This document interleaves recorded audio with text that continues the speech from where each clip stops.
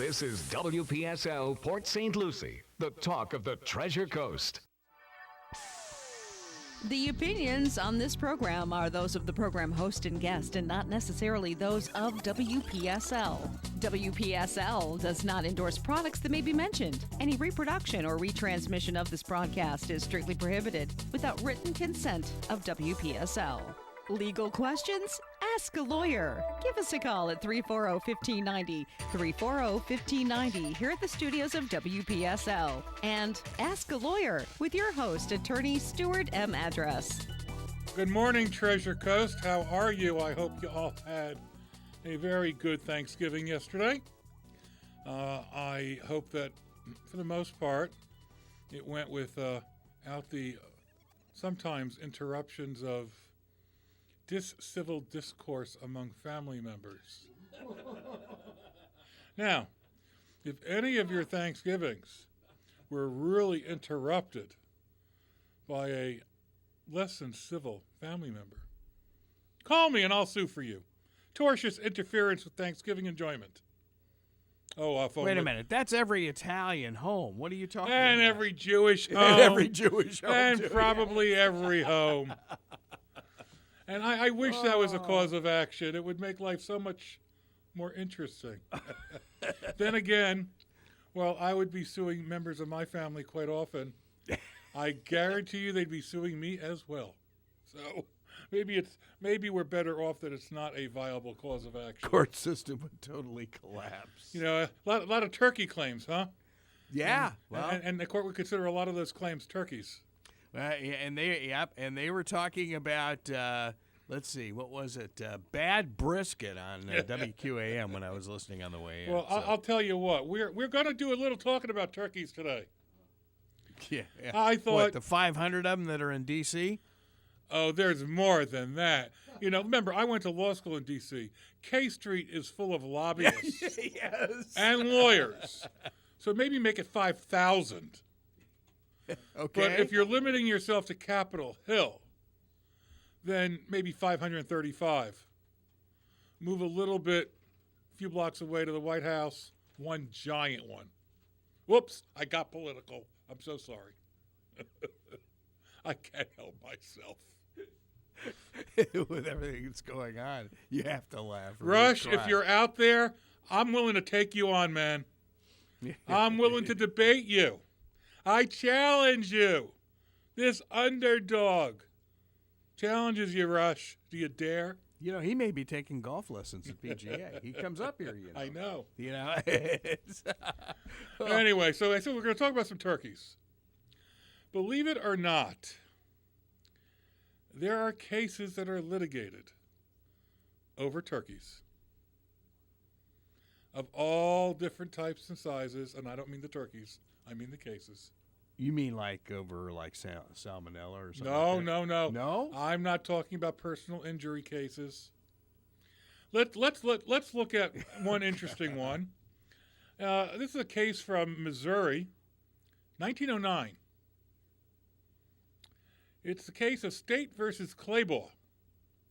And in this case, Mr.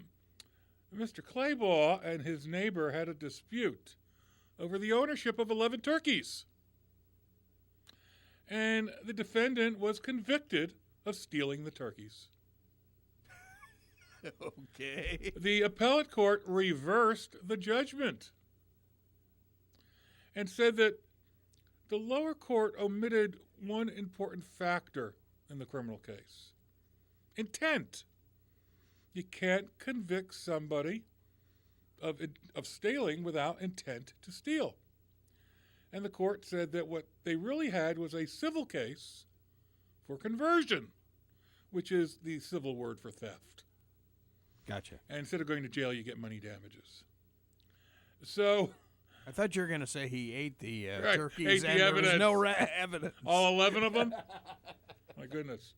So, in this Missouri case from 1909, we had 10 turkeys that were stolen. There was a big dispute. Guy's convicted of theft, and it's reversed, and the court says this is really a civil case. You know something? That means it's a case for me, even though I wasn't around 1909. And I don't know how much money I'd make on this, but it puts it into the civil court system. So, wait a minute. You went to school in D.C. Yes. You mean you actually read your law books? What the hell is that? This didn't come out of my law books.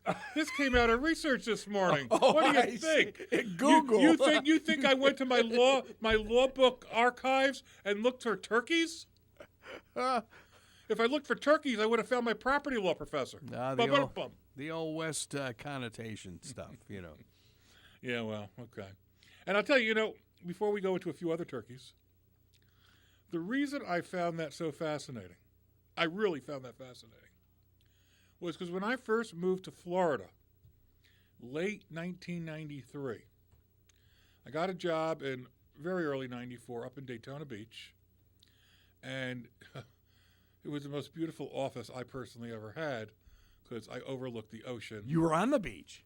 Well, I was in the tallest building in Daytona Beach. Ooh, One nice. block off the beach. Nice. And my office actually overlooked the ocean, and I could see the storms rolling in. I knew when they were coming. I could have been a meteorologist within the office. Storm coming, but it was a gorgeous, gorgeous view. And while I don't miss the firm, I miss the office. But early in '94, when I got there, I didn't know anything about Florida. I didn't know the names of towns. I didn't know distances. I knew nothing. And of course, we didn't have Siri, and we didn't have the pocket calculator, the cell phone. We had big maps. And I had learned to read maps in college when I was a process server. Big, giant monster maps. So you had to do process serving? Oh, I did it as a job. I enjoyed it. It was fun. Especially when I went up to a house just before a snowstorm and saw a witch and called my boss and said, "I'm not serving this place. It's haunted." But that's a story for another time. Oh, that sounds like a whole show. Oh, hey, if we get time today, which I doubt, maybe we'll tell it. But anyway, so I'm told to go handle a hearing, my very, very first hearing in Florida. I'm so excited. And I'm at Daytona Beach, and they tell me the hearing is in Ocala. Now, I really don't know how far that is when they tell it to me. I don't know how to get there. I'm driving, and I'm driving, and I'm driving. And I'm looking at my maps, and I realize I'm somewhere in the Ocala National Forest. Yep. And I'm thinking, what am I doing in a forest? That's the way it works. Finally, I get to this Ocala place.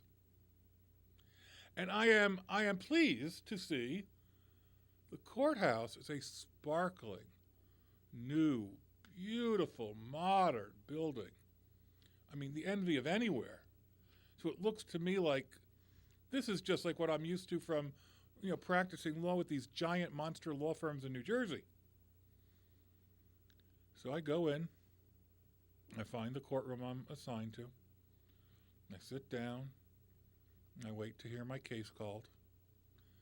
And the very first case I'm listening to in Florida, in the audience, waiting for my case to be called, are two people dressed in overalls, without lawyers, arguing over he stole my horse.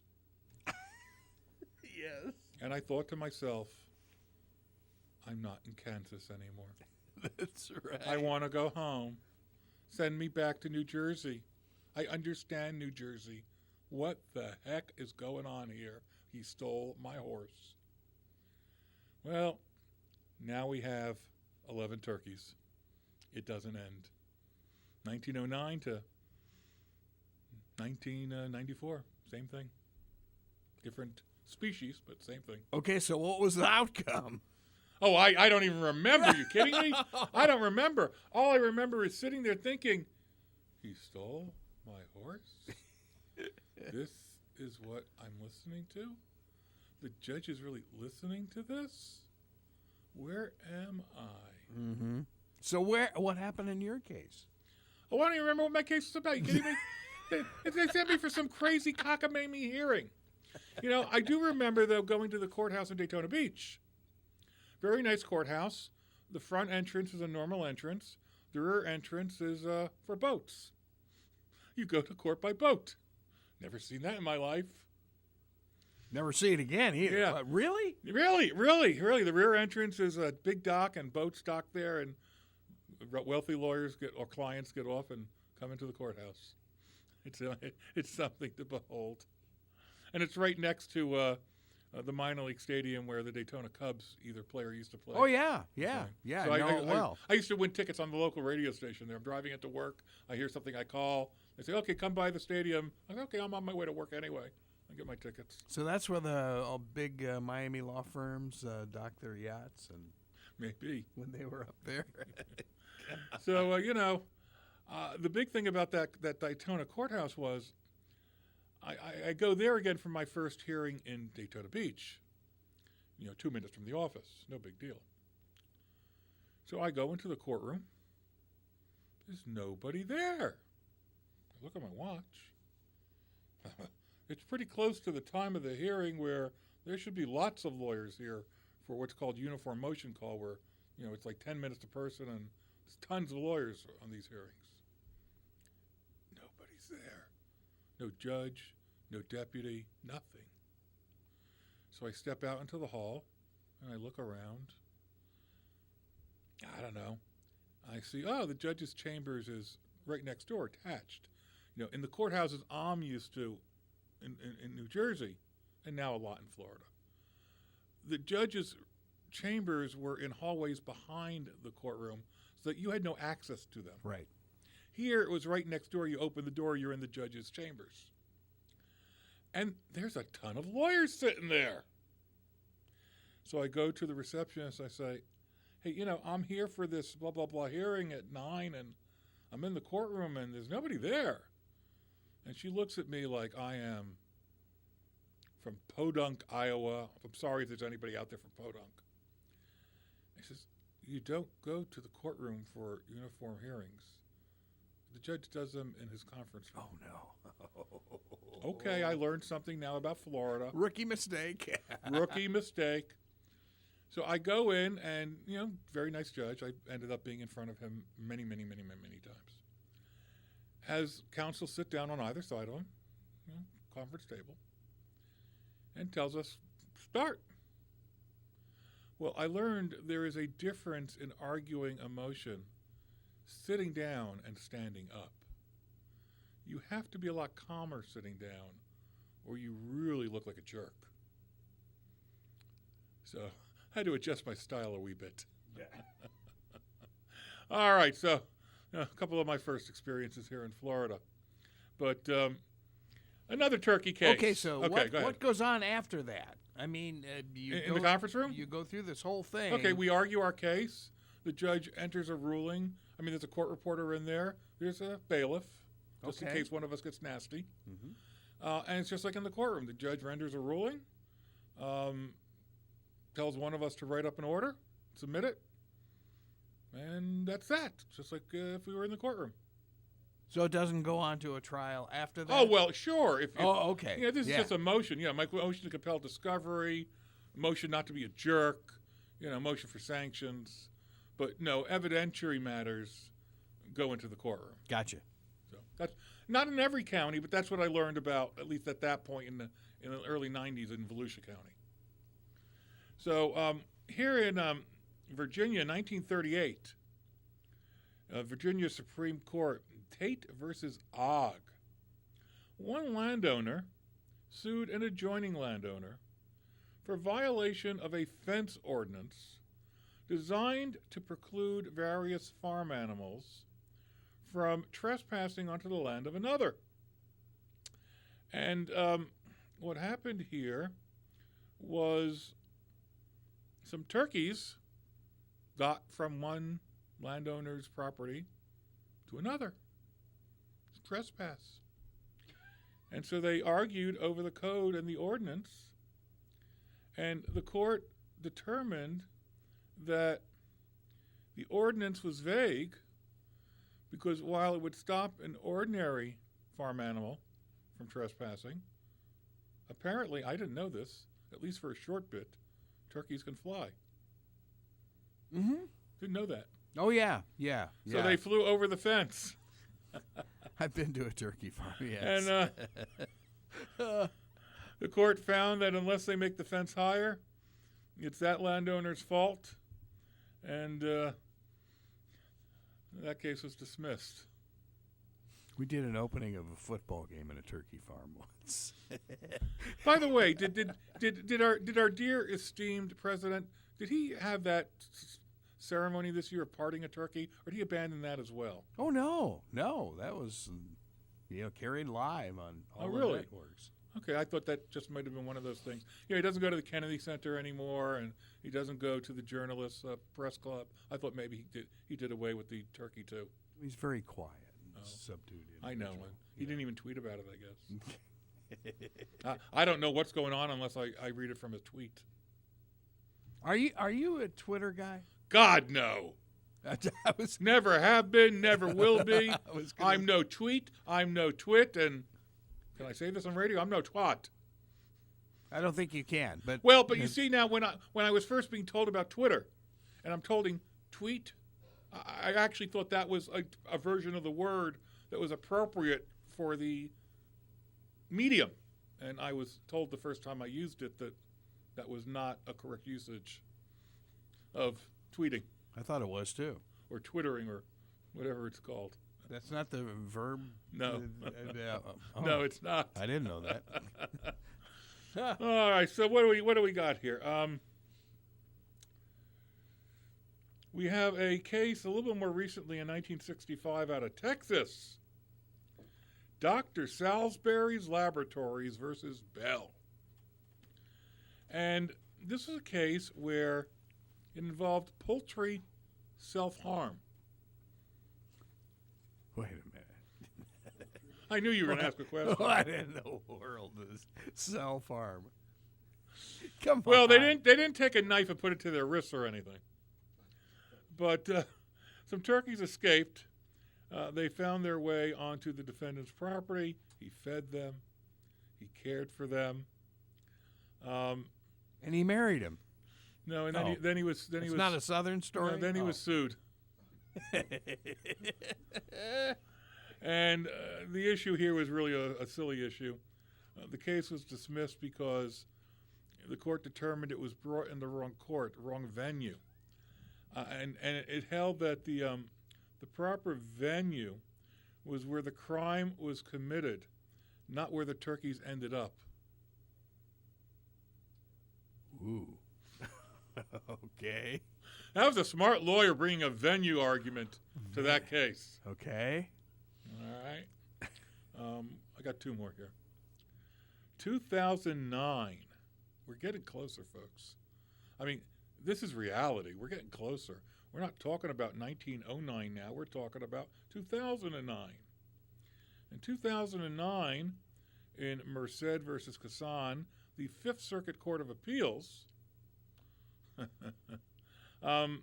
Fifth Circuit Court of Appeals dealt with a Texas ordinance again, prohibiting the keeping of more than 4 fowl, including turkeys, on your property. And the court held it unconstitutional as applied to the complainant because his claim of entitlement to keeping more than 4 turkeys was based upon the First Amendment's protection of religious freedom. Wait a minute. You're doing a lot of wait a minutes this morning. Back up. That's absurd. Well, yeah, that's the point. This is the day after Thanksgiving. That's the point. And it would be a southern state. Of course. That did something that's stupid. Yes. Now you want to get to Florida for the last one? Oh, no. That's got to be worse. Florida Federal Court, 2012. Foley versus Orange County.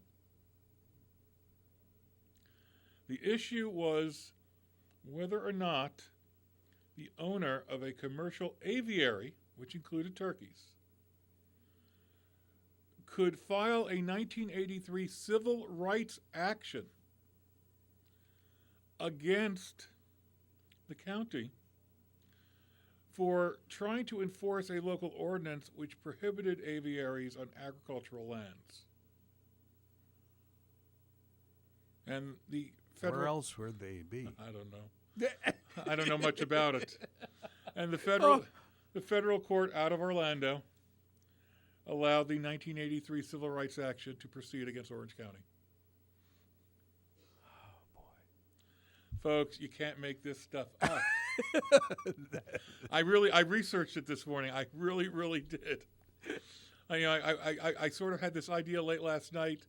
Wouldn't it be interesting tomorrow to let's do some stories about real, honest goodness cases about turkeys? So here they are, for better or for worse. By the way, nobody's calling me. Hey, wake up. I know you all had tryptophan yesterday, but wake up.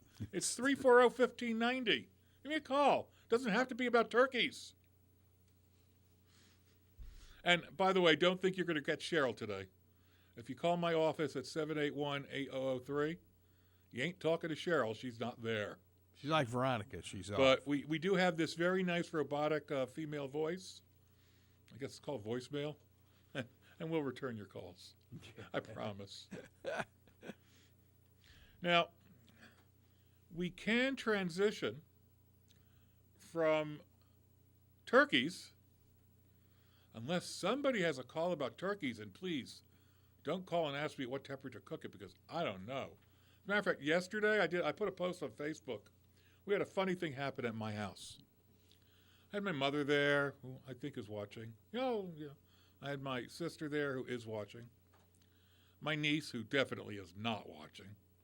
She was probably out very late last night at a bar. Oh. Yeah. And my son. Watch the slander there. Oh. No, she would take that as a compliment. Oh, no. And I'm sitting in the family room watching some football, and I hear from the kitchen, does anybody know how to carve a turkey? And I hear again, I don't know how to carve this turkey. Can anybody figure out how to cut this thing? And I'm just hoping, and they don't. They know better. They were not going to ask Stuart, because a few years back, I did carve a turkey for the very first time. I was asked to by my then girlfriend. Of course, it's hard to say no to some things. Wait a minute. You had never carved a turkey No. before? No. Are you serious? Yes. How did you get out of that all those years? I don't know, because I don't like touching animals, and even if they're dead, and I'm one of those people. Put it on my plate, but don't let me do the dirty work. Whoa, okay. I got out of science class way back in high school when they wanted to dissect a frog. I said, no friggin' way. You can fail me or I'll sue you, but I ain't doing it. And I didn't have to. So anyway. Science class was fine for me. It was just chemistry was a minor problem when I mixed a couple things together and I blew out a window. So anyway, I'm praying that they don't call me to try to help them. And they didn't, because I'm sure they all recalled something. And Ilana, if you're listening, you can call up at 340-1590 and you can tell everybody what you recall and why you didn't ask me to carve the turkey. Mom, you can do the same. I know one of you is listening and near a phone.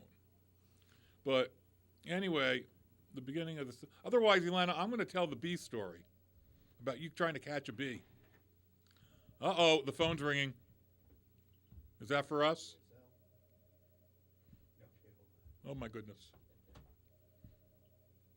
Is it family? No. Well, sort of. Bulldog. Oh, Bulldog, that's family. Okay. We're going to interrupt this story. And my sister's saying to my mother, call him. And my sister's now saying to me on Facebook, you're mean. Hey, Bulldog, how are you? Hey, Stuart, how are you? I'm good. Did you have a good Thanksgiving? Well, yeah, a couple of stories about that. One goes back a ways, and it kind of has lawsuit written into it. Don't all these stories. Well, now. How many wait a emergency minute. room visits come out of Thanksgiving? This is back in the day when they didn't warn you about putting a frozen turkey into hot oil, and everyone was going to do this deep fry thing, and we're all over at this one house, and this other guy who's supposed to be this master says, I know how to do it. And so he drops this thing in, lights the side of the garage. Oh, my. And there's pieces of turkey flying everywhere, Yeah, you know? shrapnel. They're lighting Friendly up fire. the lawn. I mean, the lawn was on fire. We're running around. People are stomping us. Dive, turkey.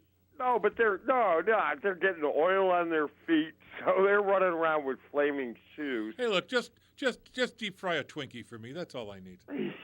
You know, so, they argued forever as to who's responsible for the damage to the garage. But, so be it, right? That's They right. had to run it there for some reason. I don't know. People. My other story, sir. Yes. I enjoyed my Thanksgiving. I shot my first turkey. I'm glad you didn't say you shot your first family member. No, I shot my first turkey. Scared the crap out of everyone in the frozen food section.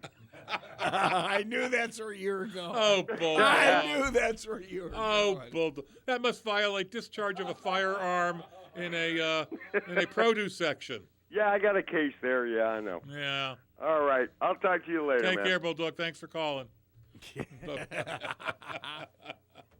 Leave it to Bulldog. So great. my sister says I'm mean. She tells my mother to call. Nobody's calling. So all right. So here's the story. A few years back, when I was first delegated to carve a turkey, I was given some YouTube lessons. It was explained to me. I put this, I guess, the electric knife in my hand. Went to carve the dang turkey. Nothing much happened. All right, you're not doing it right. Well, that's not surprising. Look who you asked to do it. All right, so I'm shown a little bit. You got to do it on an angle, and all right. So I start trying to, cut slices. They're not very neat slices. Matter of fact, the knife isn't going all the way through the turkey. So after about 5 or maybe 10 minutes of this, somebody, I don't remember who, took over. I was relieved of the carving knife. You did cook the turkey. Oh, the turkey was cooked. Okay, yeah. so I was going to say it wasn't frozen. I just didn't know what the heck I was doing. So I don't think I'm ever going to be asked to try to do that again. The moral of the story, women, don't listen to this. Guys, the moral of the story, when a woman wants you to do something, go ahead and do it the first time. And screw it the hell up. You'll never be asked to do it again. That was a public service announcement from Stuart M. Address, PA. Oh, no. I'm going to get myself in trouble. It's a Friday after Thanksgiving. I don't have to go back to the office. Man, I'm just going to get myself in a lot of trouble. And my mother is saying on Facebook Live, thanks for the, and she didn't finish her sentence. So I don't know what she's trying to say. But then again, it's my mother, so that's not uncommon. All right. So unless we have any turkey stuff, we're going to transition to another fun topic today. But a more relevant one, a surprisingly more relevant one, but an absurd one. Folks, you don't see this, what I see, but, I'm on Facebook Live here, and now my sister is saying, Mom, with 4 question marks. They live in the same house. One would think it's the Taj Mahal and they all have different wings. It's a townhome.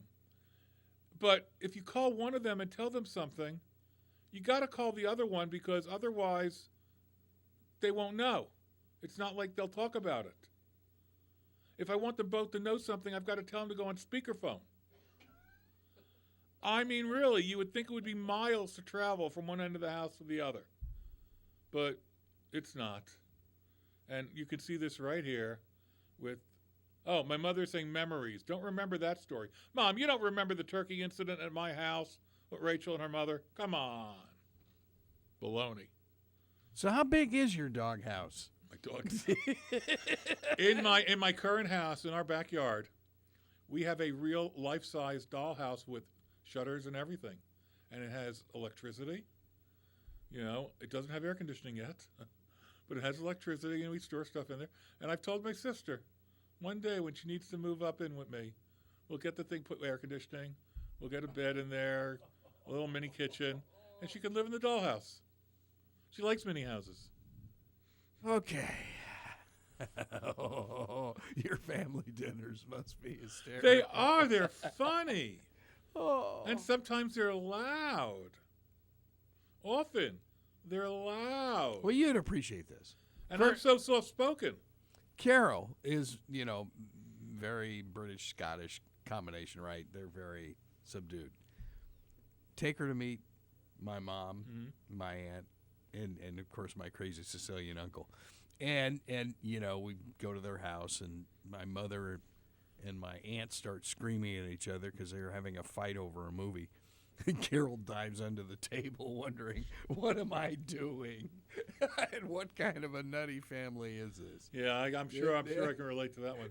Oh, boy. Now, I get my mother just commented, yes, I do remember. Tell them that's where you're going to move your sister in. I just did.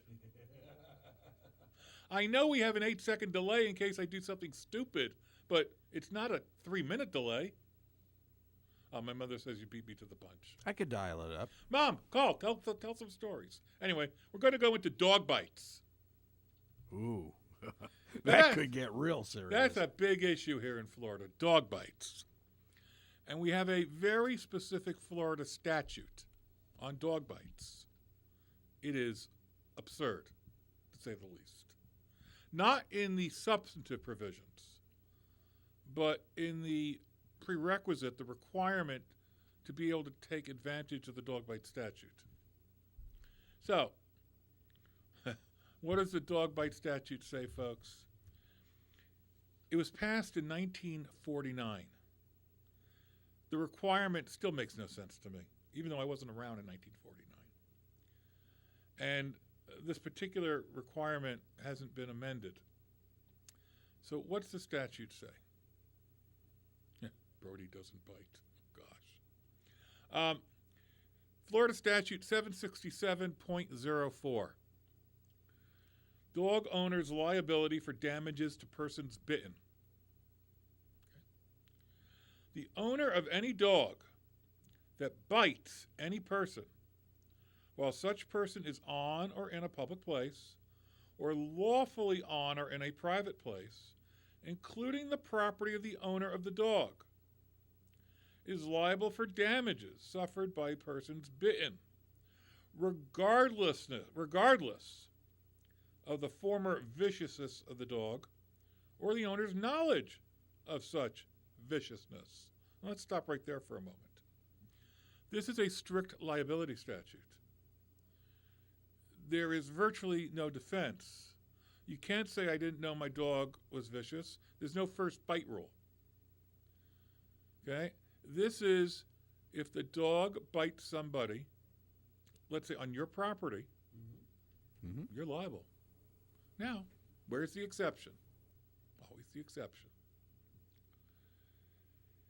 Regardless. However, that's where they tell you the exception's coming. However, any negligence on the part of the person bitten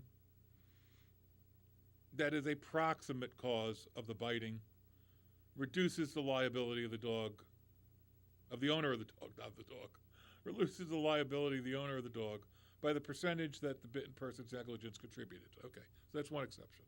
Comparative negligence. If you come onto my property and my dog bites you and you were taunting it, the jury will assess how much of this was your fault and reduce my damages by that percentage. So who pays? Homeowners insurance? Homeowners insurance is getting very wise to this. Homeowners insurance is beginning to exempt dog bites unless you pay for a dog bite rider. Remember, it used to be our bird cages, above our pools, were all just normally part of our insurance. After 2004, the 2 hurricanes, they no longer covered bird cages unless you buy birdcage insurance. Okay. In the olden days in Florida, I had a defamation lawsuit and against a minor child, and the parent was responsible, and her insurance company, she had insurance up to $300,000. Homeowners insurance no longer covers defamation. They got wise.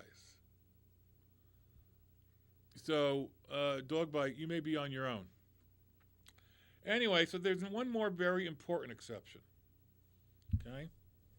Well, there's really 2, but however, except as to a person under the age of 6, which means what I'm about to say applies to everybody unless you're under 6 when you're bit. If you're under 6, the owner is still liable, even if they do this thing. You're too young to take benefit of this. So other than under the age of 6, you can escape liability unless you affirmatively are negligent. You can escape the strict liability. Dog bites, you're responsible. Okay? You can escape the strict responsibility if, at the time of any such injury, the owner had displayed in a prominent place on his or her premises a sign, easily readable. What do you think it has to say? Beware of dog. You would think that, wouldn't you? Mm-hmm. Isn't that what most signs say? Yeah. That's not good enough in Florida. Oh, come on. The statute says the sign must say the words, bad dog. Okay. So, Wait a minute. Are you joking? I'm not or is joking. this I am serious? not joking. Folks, I have had several people come into my office. I don't do plaintiff's personal injury. I've had people come in where they're being sued because a dog bit somebody. And I look at this and I say, you're in trouble. Did you have a bad dog sign? Well, no, I have a beware of dog sign. Now, there's an exception there, too. The law is full of exceptions. That's probably not going to cut it. What do you mean it's not going to? The statute says you got to have a sign that says bad dog. There are bad dog signs you could purchase because people know Florida law. Yeah, but most printers have beware of dog, but they certainly But don't you can have buy, bad dog. if you research, you can buy bad dog signs. And why would a sign that says bad dog exist? Because somebody knows a Florida statute.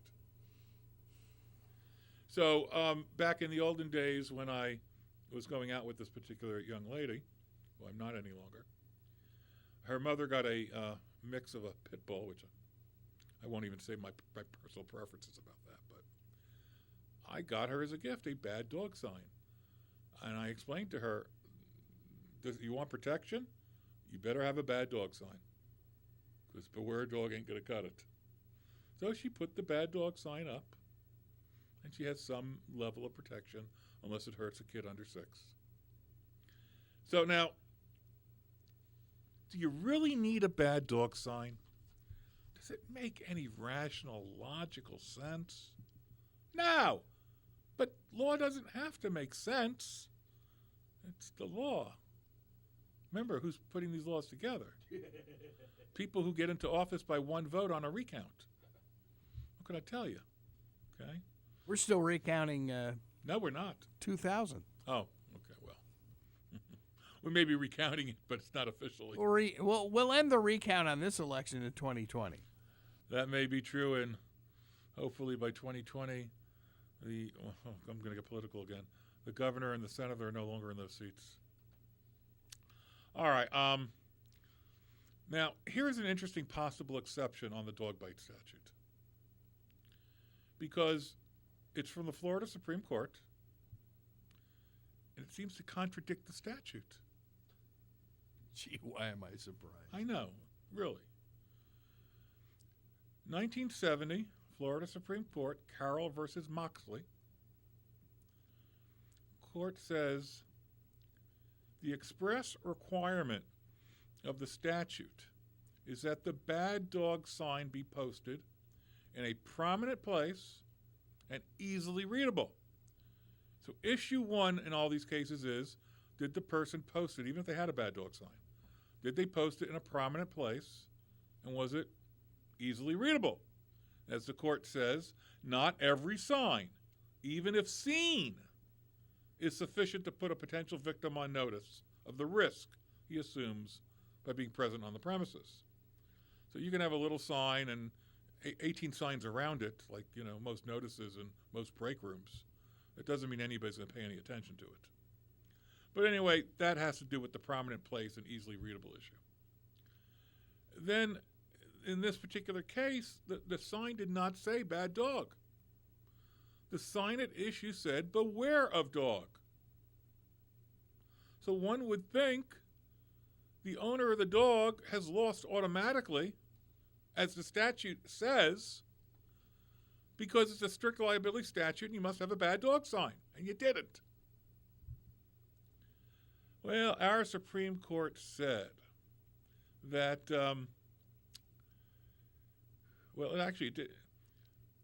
it talks about the prominent and the easily readable. In every case, the factual determination must be made whether the bad dog sign, as posted, is in a prominent place and easily readable. But this case didn't have a bad dog sign. It had a beware of dog sign.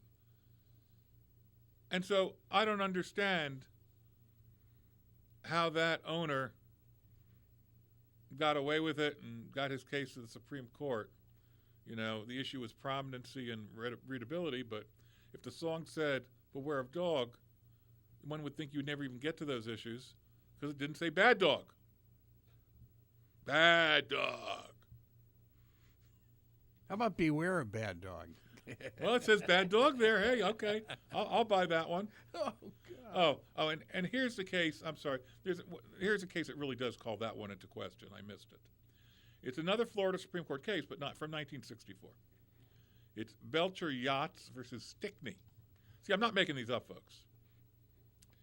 And it says, this is in light of Stickney's admission that he had seen and understood the beware of dog sign. The district court held that the trial court correctly determined that there was no issue of fact on the statutory claim, and a directed verdict on that claim was appropriate. So, the person who owned the dog won on a directed verdict, because the person said, yeah, I saw the beware of dog sign. That is the Florida Supreme Court in 1964. Explain that to me, folks. Any attorneys? I know there are a couple attorneys out there. I see them on my Facebook Live thing, out there listening. I won't name names because I don't want to embarrass, but give me a call. Explain this to me. Go ahead, embarrass them. No, I wouldn't do that. I would in court, but not on the radio. I mean, I try to chew them alive if I was in the courtroom. So you guys watching on Facebook, Stuart says he's going to mow you down in court.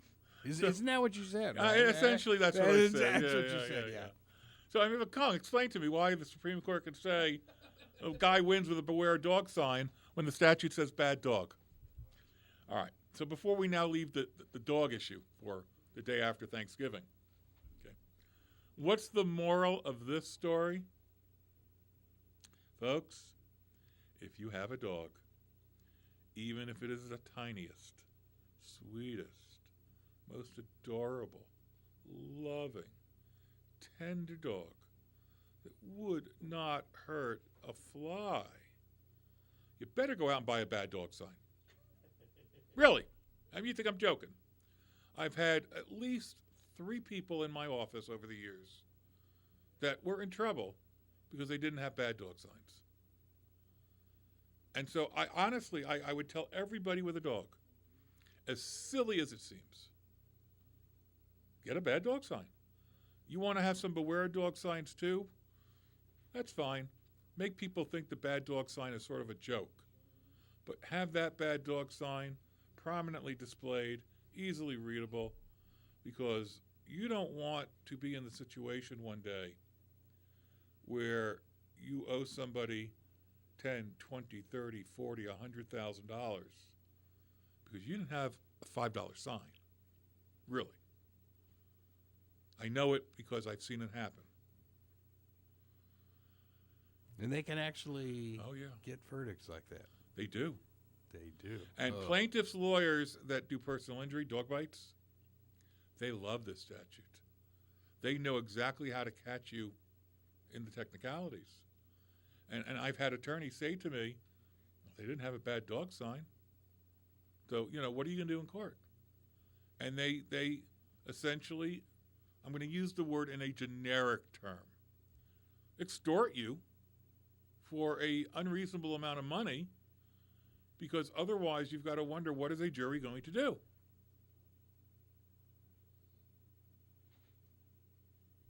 Wow. The life in Florida. There are lots of states that have weird statutes, but this is not only a weird one, it's one that is actually in effect now, and it's enforced. It's not like the statute that says you must hitch your horse to the post or pay a $5 fine and 1 night in jail. One of those types of statutes somewhere still in Florida. We have a hitching post in Yeah. front of the hotel in Ocala. No, seriously. There's You got to hitch your horse there? There's one. There's one up there. Yeah. But this one really is enforced, the bad dog one. And I brought it up, I figured, after the turkeys, because I have had calls on dog issues. It is real. This is not fanciful make-believe. It's real. And so the best advice I can give anybody is have a bad dog sign if you got a dog. All right, so we're left with, a smorgasbord of several minutes left. So I wish, if somebody doesn't call, I'm just going to have to talk and tell stories. Wasn't there a story I said I was going to tell early on if I had time? Yes, I'm speaking to you, Greg. What's that? Wasn't there a story I said I'd tell if I had time? Oh yeah, but hold on. You gotta call. Call. All right, we got Harley Babe on line 1. Harley Babe, I'm going to say, how can I help you? But I'm also dying to say, can I have a picture? I've been listening to your program. Thank all you. Morning, and we used to have boxes, Rottweilers, German Shepherds, and I was told not only the signs that say beware of bad dogs or beware dogs, but if you have to put up signs that has a picture of a dog. You know what I'm saying? Because little ones, little kids running around, they want to go into somebody's yard, they cannot read. Well, under six, the signs are relevant anyway. The statute makes it completely a strict liability statute. What you're saying about a picture of a dog, I think, makes rational sense if I was legislating. But I'm looking at the statute right now, and honestly, it doesn't say anything about a picture. Really? Yeah. Well, it would, like I said, makes we were sense to told me. that. Makes sense to me. Seems like And a me good too. idea. It is, because a little kid running around, like I said, cannot read. Yeah. So you're not standing too much on ceremonies. Maybe a dog with a little baby caught in its mouth. Well, that might make a prominent hint. And there are a lot of college kids that can't read. No, I'm sorry. You're right, Greg. You said it. You're right. But All right. okay, listen, guys. Well, thank have a you good... very much for listening. Well, you're welcome. Thank Take you. care. We have Bye. we have John on line 2. Hello, John. Dear John. Am I getting a Dear John response? Hello, good Hi, morning. John. How are you? I'm no worse, thank you. How can I help you? First of all, do you know how to talk to a turkey? Gobble, gobble. No, you use foul language. Hey, John, are you on a speakerphone? We can barely hear you. Can you hear me now? John said use foul language. That's how you speak to a turkey. Okay. I wanted to tell you that I love animals. Been bitten by a dog, three different dogs over the years. One when I was a kid, and two, about 20 years ago when I was working fixing appliances. And they bit me right after the owner said he doesn't bite. Yeah. One on the leg, one on the ankle. There's an old story about a salesman traveling through Maine, and he went into a general store, and on the steps where it was an old timer with a big dog next to him, and he says, "Does your dog bite?" And he says, "Nope." So he reaches to pat the dog, and the dog bites him. And he says, "I thought you said your dog don't bite." He said, "He ain't my dog." All right, guys. Thank you very much, John. All right. Take care. See, the other time he was bitten by a dog, it was his ex-girlfriend, but that's a whole different story. Oh, that's another story. That's a whole different story. You don't recall the story I said I was going to tell you? No, I only have 2 minutes. You got 2 minutes now. Well, do you remember what the story was? No. All right, so I'll tell a different thing. It's going to be difficult on radio, but I'm going to post it on my Facebook site, Law Office of Stuart M address. I ordered something I saw on Facebook a couple weeks ago. After the Pittsburgh shooting, which we discussed a couple weeks ago, I noticed that the Pittsburgh Penguins hockey team changed their The logo? The logo and the emblem on their shirt. Yes, they did. And they included the Jewish star. Yep. And it's the first time in history the Jewish star, the Star of David, has been on a professional sports team logo, and they'll be wearing it all year. So I bought several of them, and I have one in the studio. I'll show it to the people on Facebook Live. That is so cool. Okay, and those of you who are listening just on radio, I will post it on my law firm site, the Law Office of Stuart M address, so you can go look there a little bit later. Stronger than hate. I love it. Yeah, That's it great. is. It is the Pittsburgh Penguins hockey logo now. Has a penguin with a hockey stick, which is their normal thing. It has in black and yellow, which is their colors, the Star of David, and underneath it says "Stronger than hate." And that seems like a little thing, a little gesture, but I'll tell you something. Those little gestures all add up. And if we keep that in mind, the world will be a happier place. Thanks for listening. This is Ask a Lawyer. I'll see you next Friday. In the meantime, can't do it today, but you can always leave a message. Call my office at 781-8003. Have a great rest of your weekend. Bye-bye. Have a good weekend. Ask a Lawyer right here on WPSL, Port St. Lucie, the talk of the Treasure Coast.